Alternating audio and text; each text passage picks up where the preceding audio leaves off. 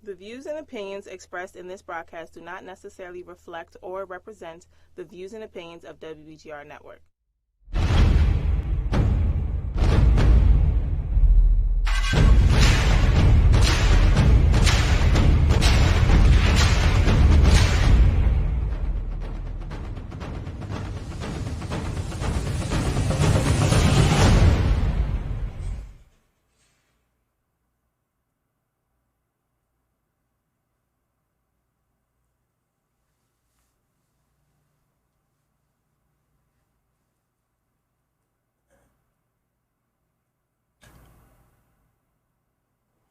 Good evening, and welcome to Just Enough. We are back once again on Thursday evenings. I'm your host, Rick Davis, and my co-host will be joining us. That will be Dr. Paula Langford. But we want to welcome you all to viewing this evening. I want you to hit the like button and the share button and share this with your family and friends because we all need a little mental health help sometimes. This evening we have a special guest, the lovely lady to my left. That would be none other than Miss Denise Montgomery. I'm going to tell you a little bit about her, but first we want to hear from our co-host, who is not with us, but still with us, if you know what I mean. Dr. Langford?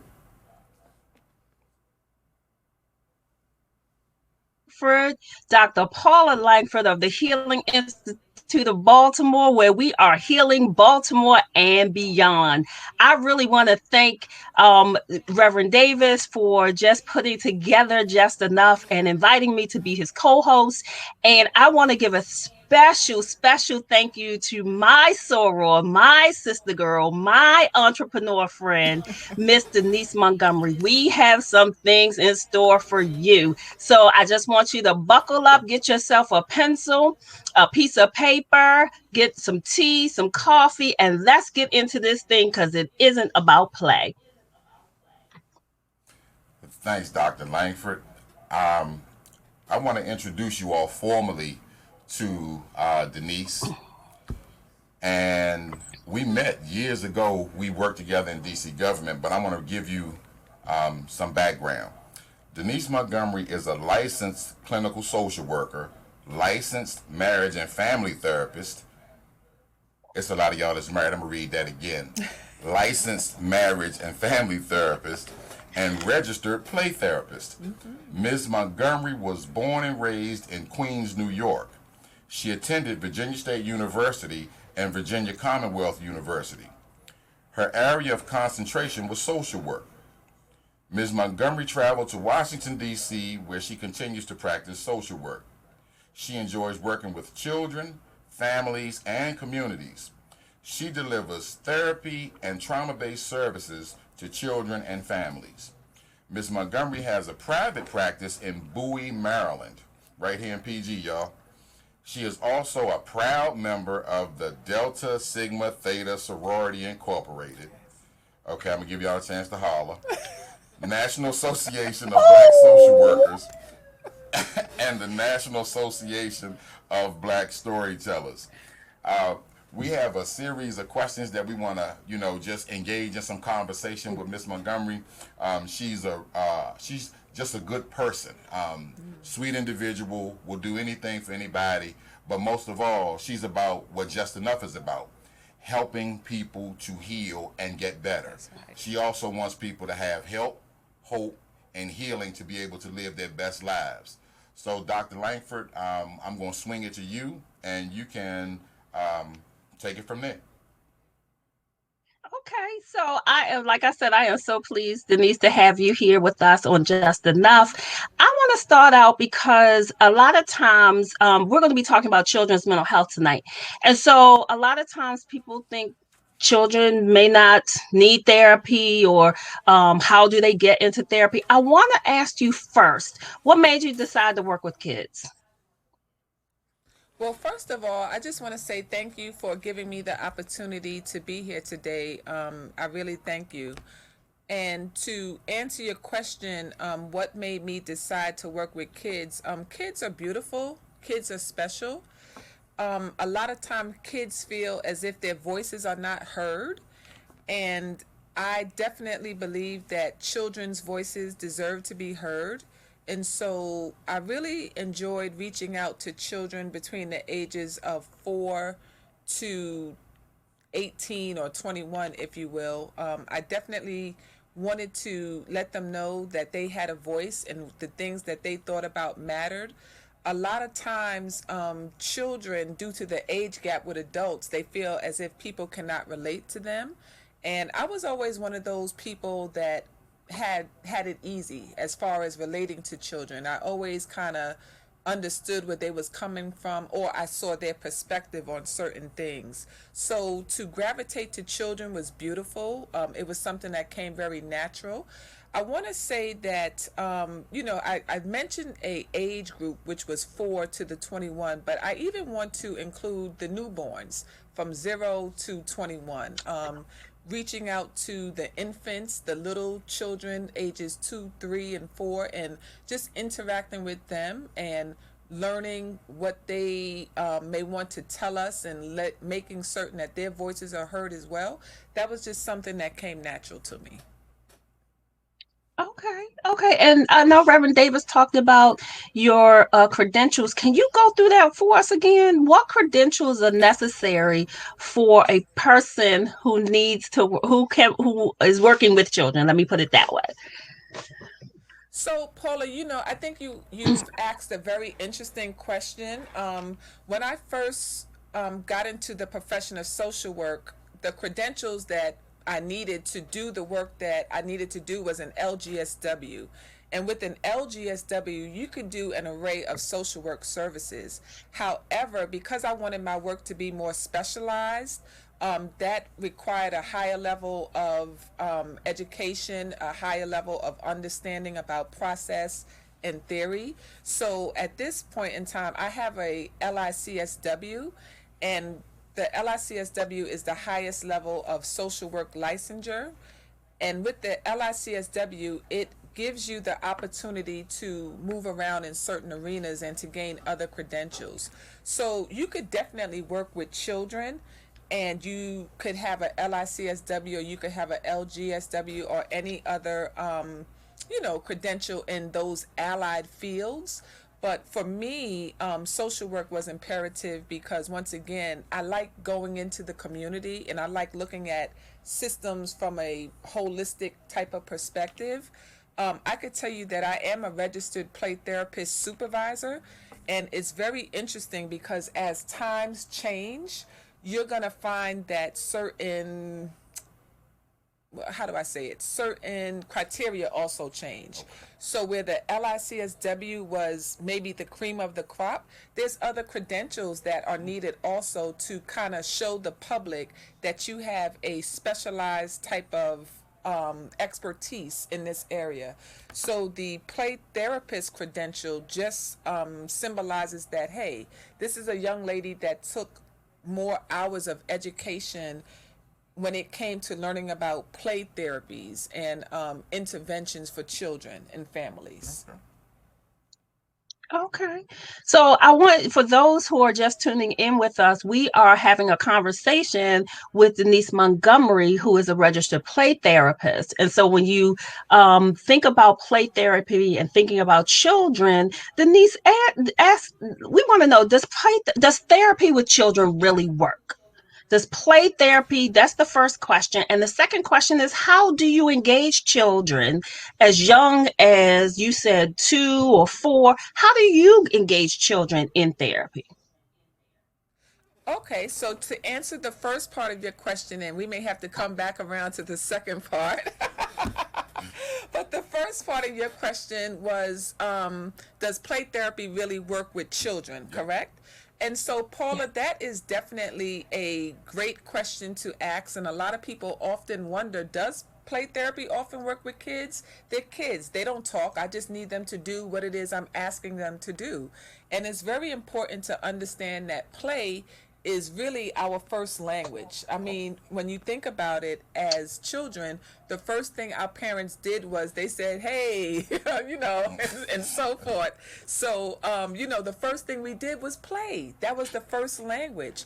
So, play therapy That's true. definitely works, and it gives children the vehicle to express themselves. So, just to give you an example of how children utilize play therapy. Children are, they're small humans. So basically, if a child is experiencing anxiety or depression, they also need an outlet to get those emotions, get those feelings out. If they've experienced any type of trauma, any type of ACEs, adverse childhood experiences, they also need the opportunity to say, "Hey, I have something going on inside of me. Somebody help me to get this out." So what play therapy does is it gives them the opportunity to communicate in their world. And you may ask, well, what does that look like, right?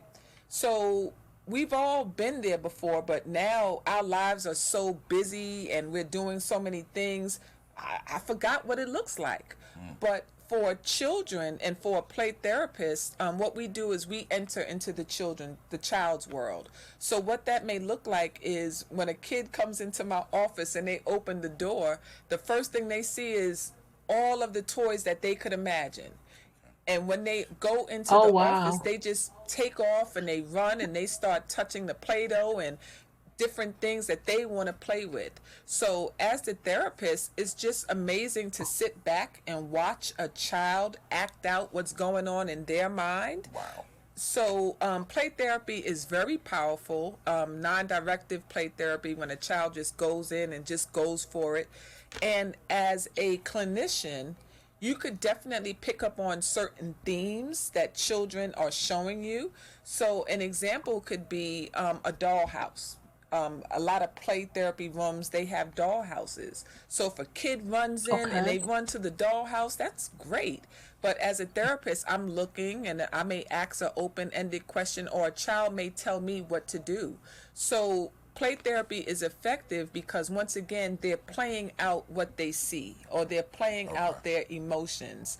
And a lot of times that's what kids need. They need that space to get it out.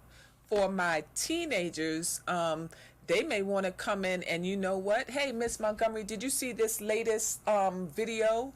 And now with technology, I never dreamt that I would have a 40-inch TV in my office. But guess what? Because this generation of children are into electronics and social media and other things, that's something that we may have to help children navigate. But once again, it's a therapeutic tool if you let them educate you on what they want to show you, and the social media content that they go to.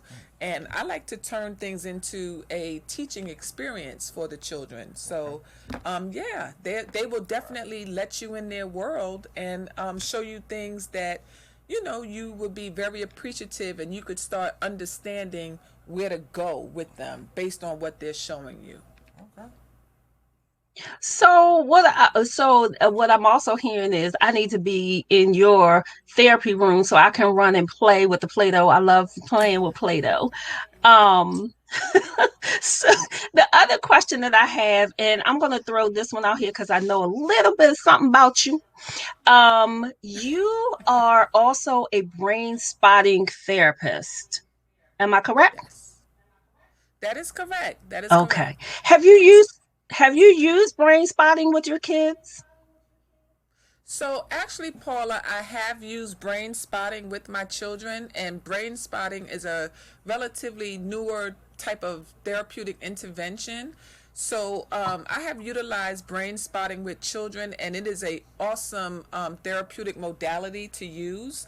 One of the best ways to have children who have been through some type of trauma to process their emotions is to use a modality like brain spotting. And it is so powerful because with brain spotting, it has children to attune to their body and to slow their system down and to really focus on what is going on, not in the subcortex, but not in the neocortex, excuse me, but in the subcortex. So they drop down and they really focus on that one event. And a lot of times children are doing so many things that, what, you want me to drop down and you want me to focus on one thing? And one of the beautiful things about brain spotting is it gives them that opportunity to do that. A lot of times when I'm working with kids, they're not used to the silence that comes along with brain spotting. So what I would do is I would just prepare them. I'll tell them, well, okay, this is your opportunity to focus on a particular spot, and I'm not going to say anything, but I'm here and I'm attuned to your body. And I just want you to tell me everything you want me to everything you want me to learn about a specific topic. And man, those kids go for it. They go for it, and I'm sure they do, because you're such a fun person. Yeah, so they definitely go for it. And sometimes when they're stuck, I help them with it. And that's what they need. They need to know that it's okay, that somebody's with them, and they could express their feelings in a safe environment without any judgment. So that is a lot of what goes on with children in therapy. So I just want to just check in with our viewers, let you know that what we're doing is we're having this conversation with Denise Montgomery, who is a registered play therapist in Maryland, and we're talking about children's mental health. So if you have any questions, please send your questions in the chat. We have a couple of watch parties going on, so please enter your questions, and maybe we can get to your questions and have Miss Montgomery talk about those. Reverend Davis, I'm going to hand this right on over to you. Okay. Now for the good stuff. Uh-oh. Now it's getting ready to get real interesting, because y'all know how I do things. We ain't gonna mess around. Okay, let me ask you, Denise. I want to throw it a different way. Okay. Because one of the things that I know a lot of parents are concerned about is medicating children. What are your thoughts about medicating children of a certain age? How would you take? Because my thoughts are this. Let me give you the spiel. How do you take a brain that is undeveloped and still developing, and you say that there's something wrong with it, and you inject a medication that has side effects? Okay. So how do you balance that? Yeah, Rick, I think you asked a very important question, and that is a question that a lot of parents deal with. I'm just going to mention maybe ADHD, a child that is coping with the symptoms of ADHD, and parents who definitely want to assist their child in managing those symptoms. My thing is, I don't think that these things should be done alone. I think it takes a team. If somebody's going to administer, or even if they're considering some type of medication management for children. So what I'm really saying is that if you're using behavioral interventions to assist that child in regulating their emotions, regulating their social interactions, their behavioral interactions, if you're finding that is not working, I would definitely recommend that you go to a child psychiatrist and you talk to that child psychiatrist about the symptoms and the behaviors that you're seeing. A lot of times, medication may not necessarily be the first thing that a psychiatrist may recommend. It could be diet adjustment. It could be sleep patterns. It could be an array of things. So once again, medication management is a touchy thing just for the reasons that you mentioned, but it's very important to have a team. So what I'm saying as well is, if a parent decides to place a child on medication, I strongly believe that child should also be in therapy. Okay. So we should monitor what's going on with that child and give that child kind of wraparound services to ensure that, everybody is reporting what they see. So that's one of the most important things. But I know for parents, they have seen positive side effects with or positive results from medication, and some parents, they are opposed to it. So I'm here to say definitely consult with your physician, consult with the psychiatrist, and make sure you have a clinical social worker or other allied professional on board to help you to manage behaviors and symptoms with children. Because, further in that conversation, because my thoughts are, we should be focused on their diets and exercise as well as involvement in therapy.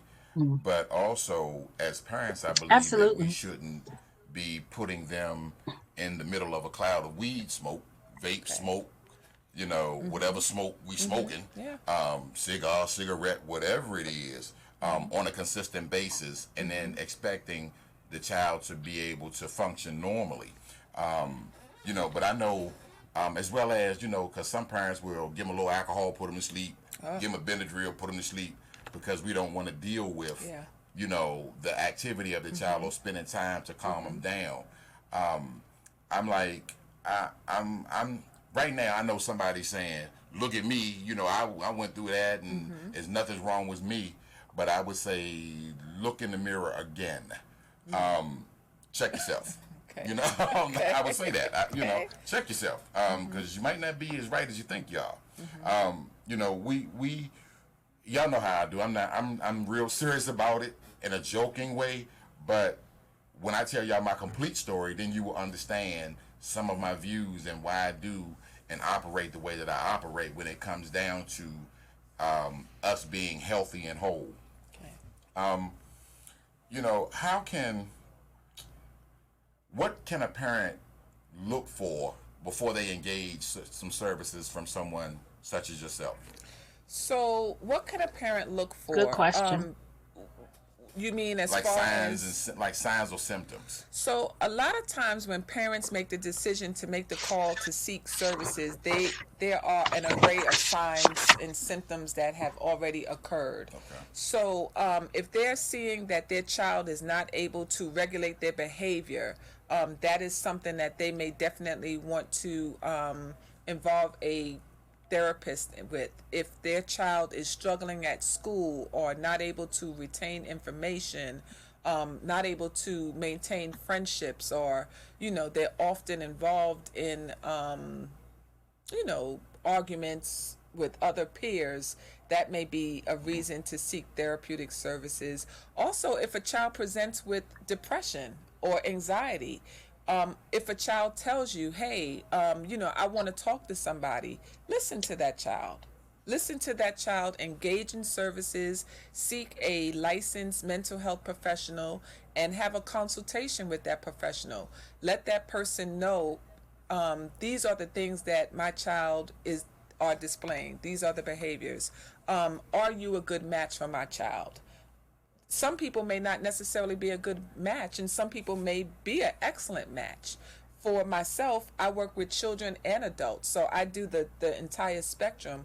But some people, they only like to work with a certain population, or they're only really, awesome with teens. So I think before you hand your child over to anybody, you definitely, as a parent, want to have a great consultation to ensure that your questions are answered.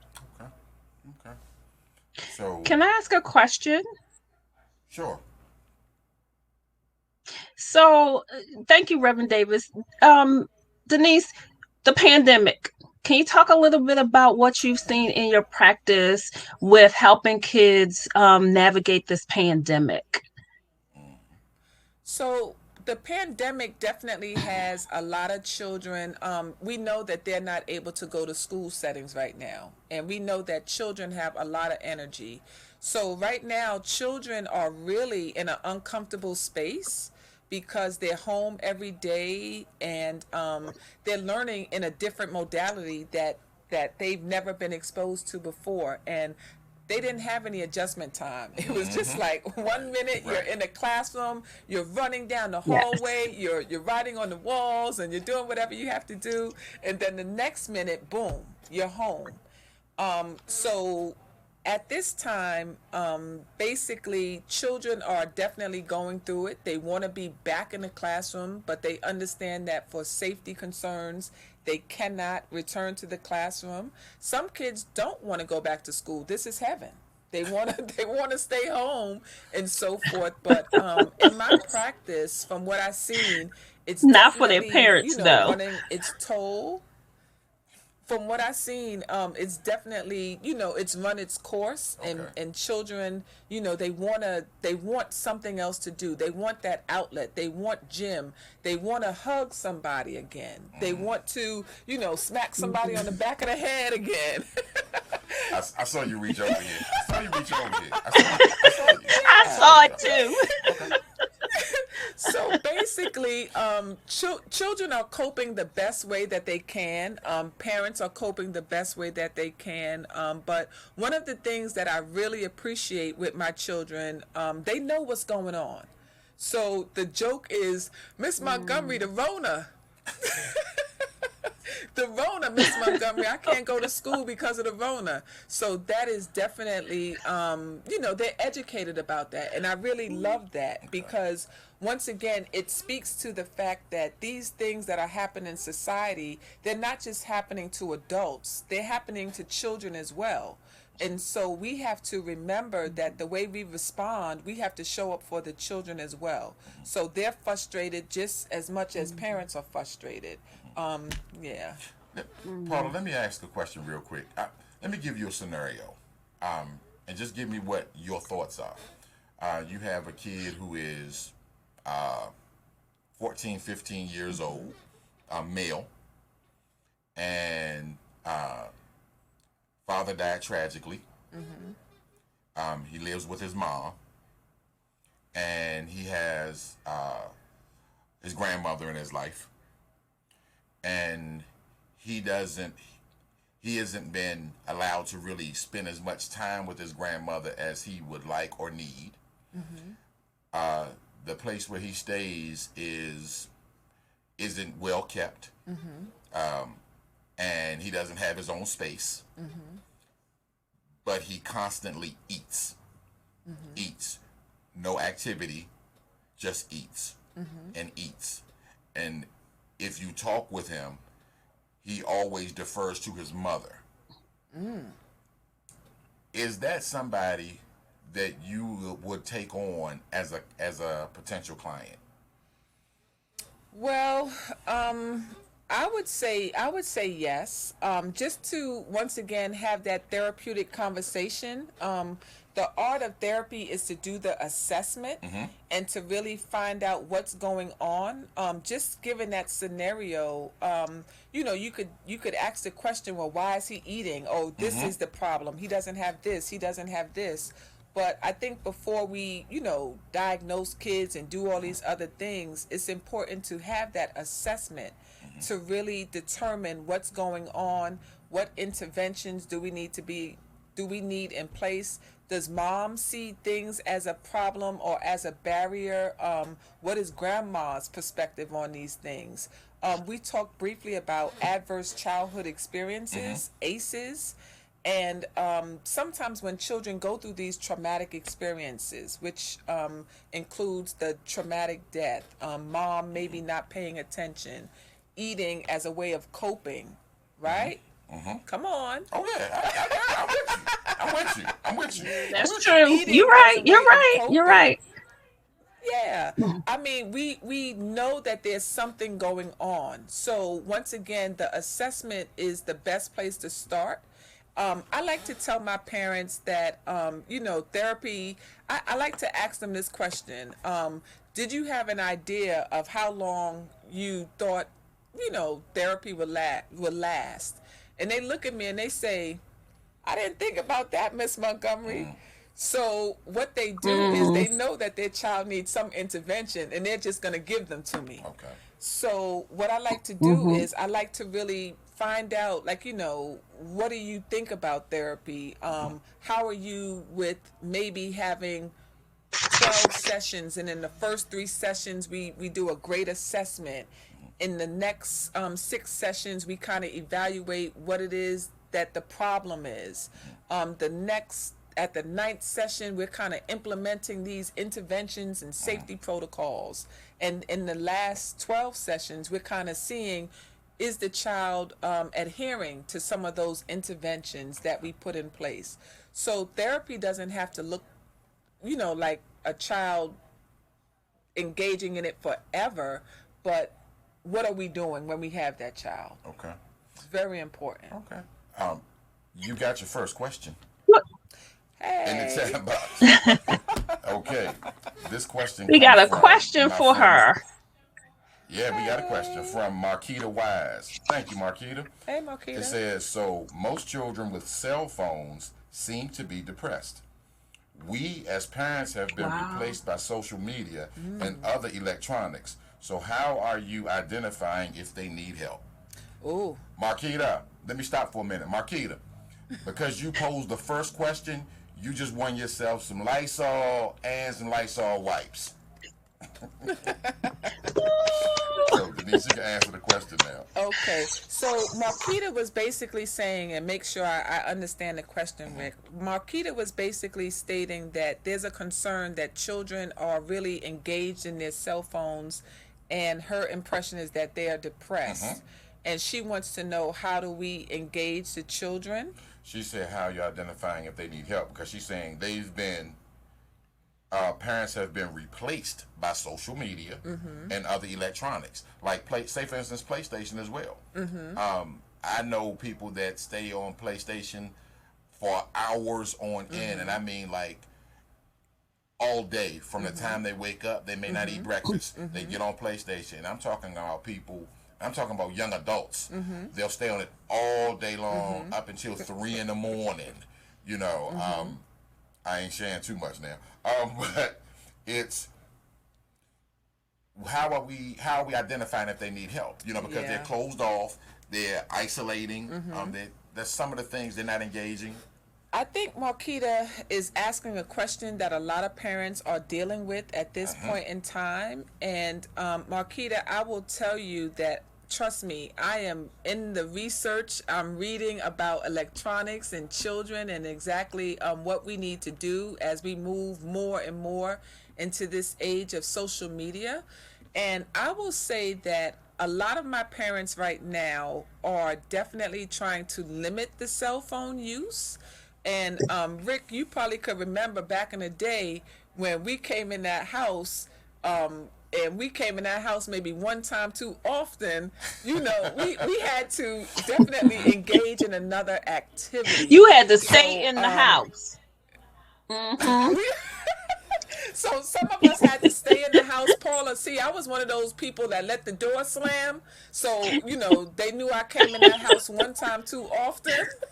So, Marquita, what I would say what parents have to do is, we have to engage with our children again. We can't sit back and just let our kids engage in social media, because there's a lot of things out there on social media. I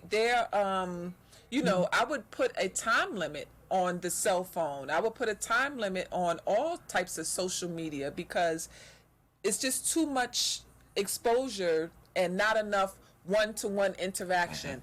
Ask me how I feel. Talk to me about my day. Let's do a walk in the park. We have to, once again, engage our children and let them know that there's other things besides social media. And mom has always been here. Dad has always been here. But I think it is up to the parents to make it exciting, to make it fun, and to be a parent again, to let them know iPhone is not everything. Okay. And you're on the roll now, because you got another question. Let's do it. All right. Wow. Yeah. Smiley Ace asks, how would you handle when a child tells you that they need sweets because their brain is telling them that they need it? You know, if a child is Oh, being wow. honest and they're letting you know that that's what their body is saying, then I would acknowledge what it is that they're saying. So I think it's a problem if they are asking for sweets and you as a parent see that it may be developing into some type of problem. But you know, the bottom line is a parent could make that assessment as well. So it sounds like maybe you want to limit the sweets, and that's a concern because the child is saying that they need it. So yes, I would definitely, you know, ask them to tell me more about that. Why is it that you need sweets? As a parent, if you felt that they were kind of overindulging in sweets, at what point do you help the child by putting up a boundary? At what point do you help the child by recognizing, you know, I noticed that you had maybe, you know, a couple of sweets this week. Do you want to talk about that? And also, you could replace sweets if they're unhealthy. And I'm guessing that the nature of the question is it's unhealthy. There are a lot of healthy sweets or alternatives out there. Okay. Yeah. Okay. A Can I ask comment. a question? Most. Sure. Ask the question. So, Denise, you keep talking about the parent. Uh, Talk a little bit about your team and when working with kids, because somebody has to bring those kids into the therapy. Talk about the teens. The team, the team. Your team. So you're like, Oh, who makes up your team when you're working with children? so Paula, I am an independent practitioner, but let's be clear, I do have a team, and my team consists of other individuals such as student interns, and it also consists of other practitioners that are in my office. So that would be my team of individuals, but to be more specific to a family, my team could include the parents, but it could also include school officials, school teachers. It could include mentors. It could include anybody in the community that that child identifies with as a ally, as someone that helps them. So early on, I like to kind of identify who are the most important people in this child's life. It could be an auntie, it could be a cousin, it could be their siblings. So Paula, that is a really great question because a lot of times I do want to know who is on a child's team. And I think This that comment. when Go I'm ahead, sorry, Paul. Reverend Davis. I was going to say one of the things that I think that it's important for folk to know, and I do have people on my watch party, is to recognize that because Denise, you did something where you said that the parents will pass their children off to you, but that a part of the therapeutic process includes the parent, includes the school officials, so that it's not that you are fixing the child, but you are helping to identify what the issues are so that the family can address their issues, because the children are in situations where they didn't just happen in this way. They didn't just come upon trauma in the toy box. Yeah. Paula, you know, you make me think about something which has to deal with grandparents in this situation.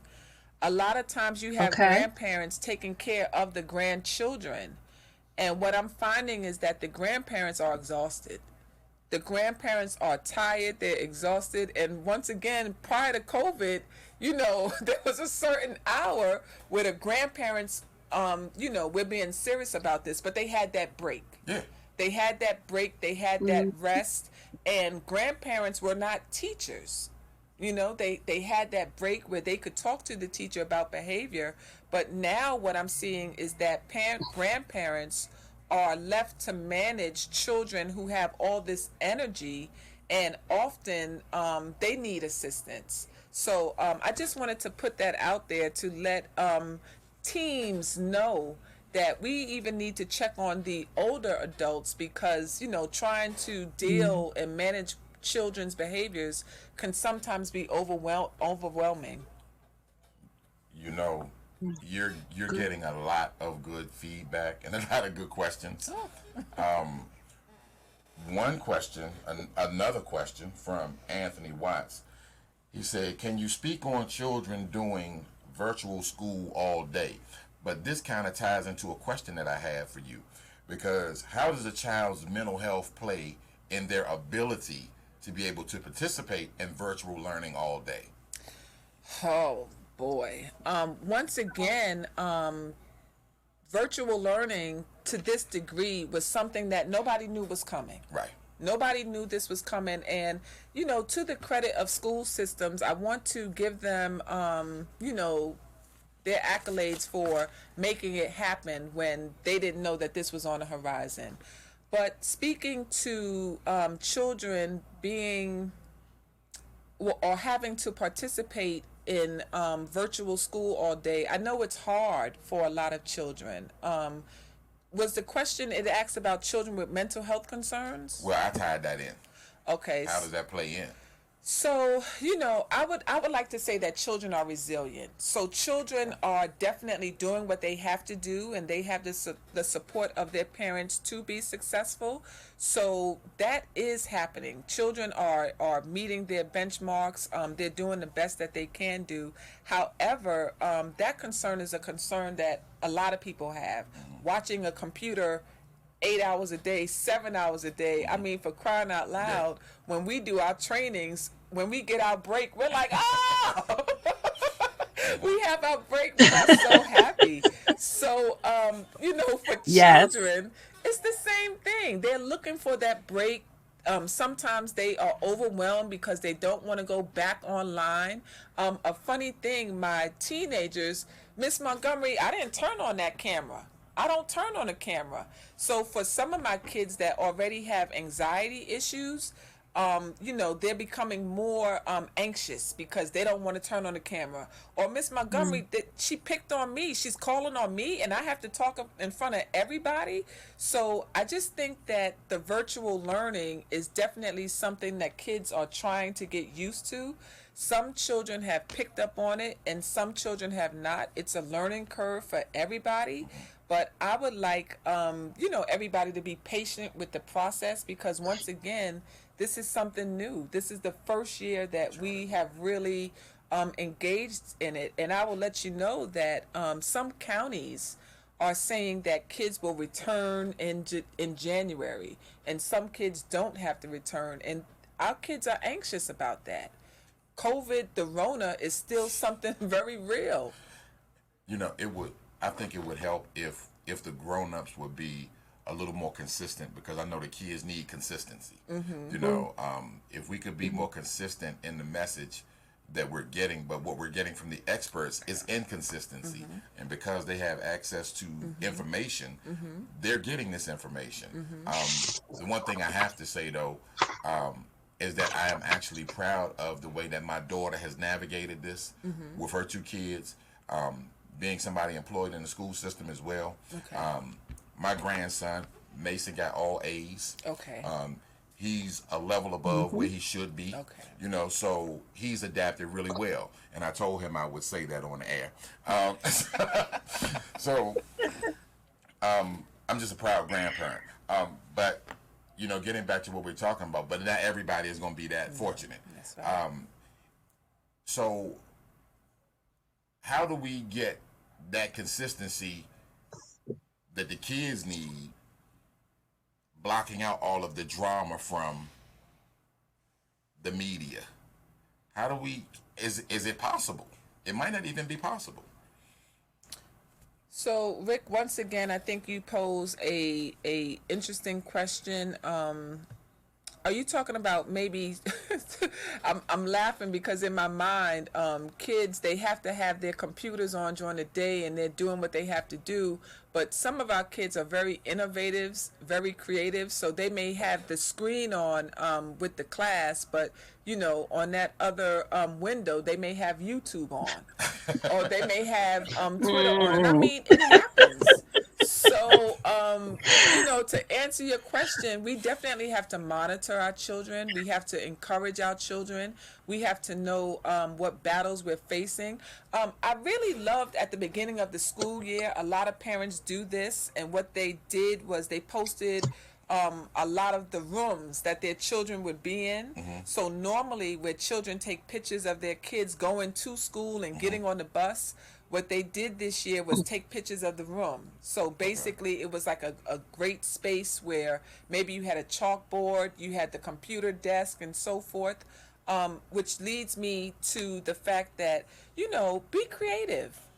Don't have your child sitting in a straight chair all day. Let them be able to move around in the room, sit on a bean bag, and just kind of relax and stretch, because that's what they need. They're little balls of energy, and they just need to kind of, do things a little different while they're learning.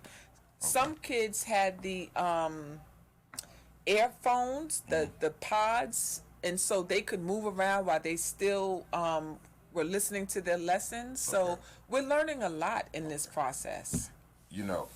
One of the we are actually getting more and more questions as we continue to go. I want you to deal with these two questions I got, and then I'm gonna throw it to Dr. Langford. Okay, how do you help when everything the child does is monitored? Both the parent and the child suffer from mental illness, but if the child can't get help, if the parent is too depressed, how would you navigate that? What would you suggest that somebody do? I would definitely say that, meet the family where they are. Everybody has something that they're dealing with, and I just like to meet people where they are. Just because you have a mental health diagnosis doesn't mean that you're not capable of solving your problem and finding alternatives. So I would definitely kind of meet them where they are, and if there's something that parent needed, let them give them the space to tell you what it is that they need. A parent may need a mental health counselor, a mental health professional, but if they seek help, they may think that there's some type of penalty in seeking help. And I think as mental health professionals, we have to let them know that there is no penalty for seeking help. This is what we're here for. So be secure in reaching out for assistance, be secure in reaching out for help. And once again, know that this is not a judgment zone. This is a place where we are delivering mental health services to meet the needs of everyone.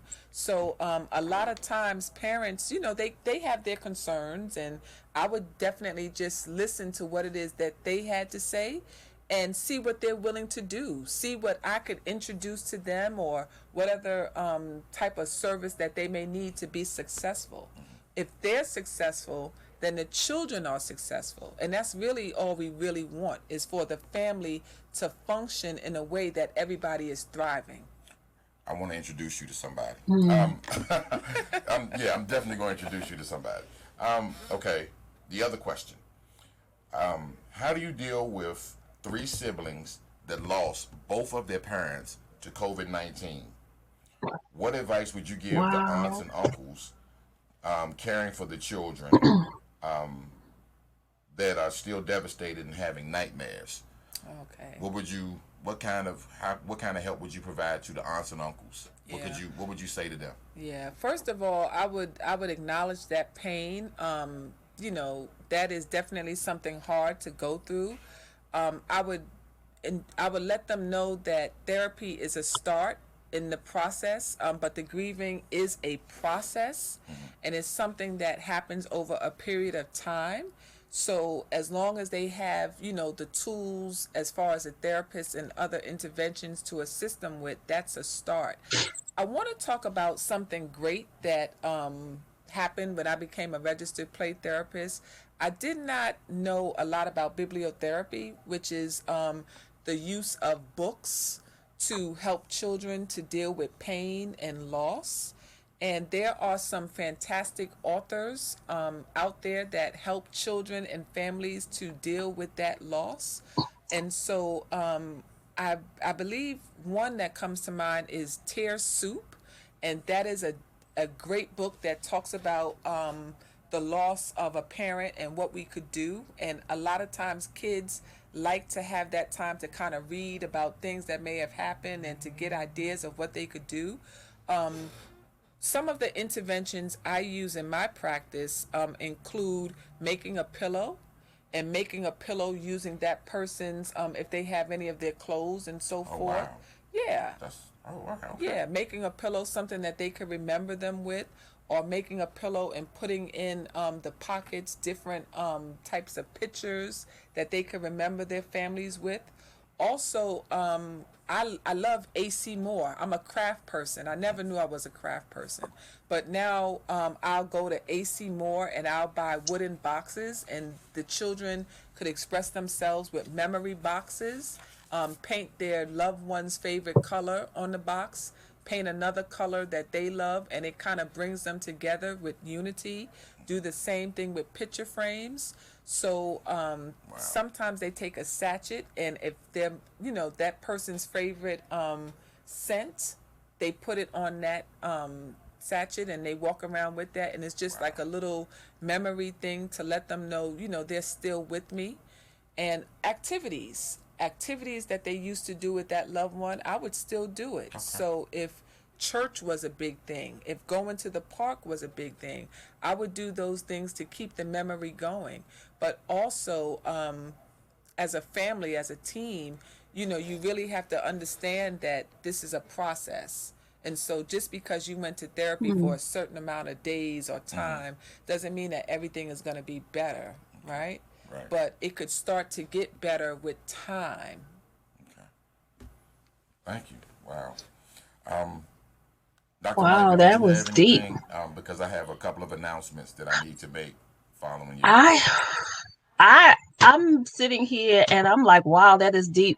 I am a therapist, but I don't work with children, and I'm just really getting some great information to be able to share with families about connecting with therapists and play therapists like Denise. I love the bibliotherapy. I just heard about it.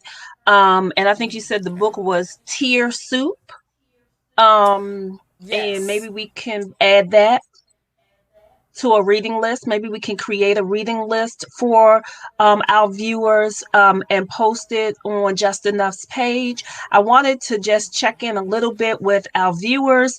You are watching Just Enough, and tonight we are just blessed to have, I don't even know what to say, blessed to have Miss Denise Montgomery talking about children's mental health. She's given us some great tools in terms of interventions and ways to recognize when there are issues with our children and how to access mental health services. She's talked about her team that includes family members, the teachers that are important to make sure that we have a well-rounded team who is addressing the issues of the kids. And I just really want to say thank you, Denise. I wrote down here the art of therapy is the foundation of the art of therapy is a good assessment.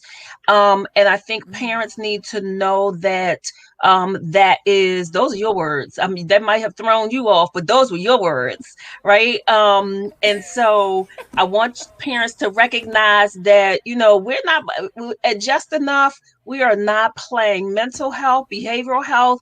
It is time to heal. And so that's what I would like to say.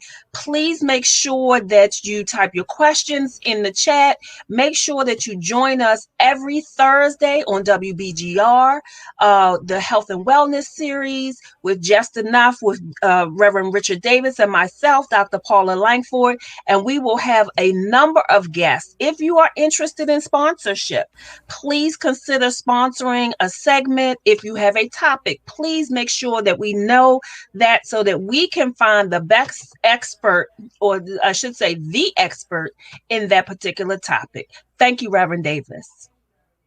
All right.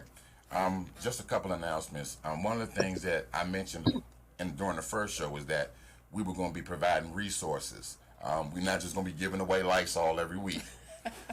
But one of our sponsors, the Maryland Council on Problem Gambling, through the Behavioral Health Administration of the Maryland Center of Excellence on Problem Gambling, has opportunities for small grants.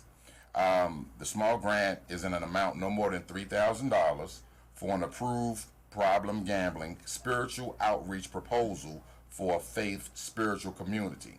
It's a very short application, and it's found at marylandproblemgambling.org. That's marylandproblemgambling.org. Some past projects that were approved included providing presentations for the faith or spiritual community to educate congregations and the community members on low to high risk gambling and Maryland State resources where there is a disordered gambling problem. Ecumenical faith dialogues on problem gambling, and establishing problem gambling wellness resource information centers. So you definitely want to try to get in on this. It's a really brief application, but what it does is it connects you to a larger body who is actually dealing with some of the issues that we have in our community. Because ever since COVID hit, gambling has increased at least 20 to 30 times more. And with that being said, also next week, y'all are going to be in for a treat, because next week I will be doing Addiction 101. I'm going to break out the PowerPoint for you, and we're gonna get into it. And I'm going to bring it like I'm in a treatment facility. That's my home field. So I'm gonna bring it like we're in a treatment facility, and I'm going to walk you all through to teach you what you don't know or what you thought you know about addiction. We have some interesting guests coming up the weeks to follow. We'll be putting out who that will be. Just please keep going to the Just Enough page. Check our posts. I appreciate all of you for tuning in. You don't know how it makes my heart feel to know that we're getting the support that we're getting. I'd like to thank Ms. Montgomery, the cute one, Dr. Langford, the other cute one. And I just want to say to you all, God bless and may God keep you. I want to thank the Healing Institute of Baltimore, the Pauling Institute, that's Sylvia Pauling, St. Ambrose Catholic Church, where I will be preaching on December the 16th. That's in Baltimore with my man FP, Father Paul. And I also want to thank Mystique Masterpiece Media. She handles all of my Instagram, Facebook, social media flyers. She does it all. She is just a joy to work with. Her name is Kia Holly, and you can find her on Instagram. You can find her on Just Enough as well. But if you need some media work, give me a shout, and I will definitely connect you. And also, last but not least, the Maryland Council on Problem Gambling. We want to thank all of you all for tuning in. Like I said, if nobody told you they love you today, I do, and there ain't nothing you can do about it, because you don't know where I live. But I want to thank y'all for tuning in, and I shall see y'all next week. Please be sure to hit the like and the share button. Tell somebody what we're doing, how effective it is, and the experts such as Ms. Montgomery and Dr. Langford that we've had thus far to come on and share with us. We got a lot more in store, and we're going to keep growing. Thanks, and have a good evening.